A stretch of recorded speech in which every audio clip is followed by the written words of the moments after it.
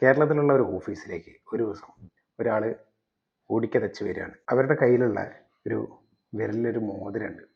പണ്ടെന്നോ ആരോ കൊടുത്തതാണ്. ആ കൊടുത്ത മോതിരം വിരലിലിട്ടിട്ട് ഇന്നത് ഭയങ്കരമായിട്ട് വേദനിക്കുന്നുണ്ട്. ഊരാൻ കിട്ടുന്നില്ല.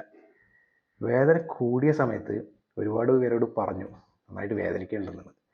പക്ഷേ അതൊരു മറ്റേ സ്റ്റീലിൻ്റെ മോതിരമാണ്. ഒന്നും ചെയ്യാൻ പറ്റില്ല, മുറിക്കാതല്ല വേറൊരു മാർഗ്ഗമില്ല. അവരൊരു ആദിവാസിയായിരുന്നു. അവർക്ക് അവരുടെ കയ്യിലുള്ള ഉപകരണങ്ങളുണ്ട്. ആ ഒരു മോതിരം ഒന്നും ചെയ്യാൻ പറ്റില്ല. പോയത് നമ്മുടെ സ്വന്തം കേരള ഫയർഫോഴ്സിൻ്റെ ഓഫീസിലേക്കാണ് കേട്ടോ. അവർ തറഞ്ഞപ്പോൾ തന്നെ നിമിഷ നേരങ്ങൾ കൊണ്ട് ആ ഒരു വേദനയിൽ നിന്നും അവരെ രക്ഷപ്പെടുത്തുന്ന കാഴ്ചയാണ്.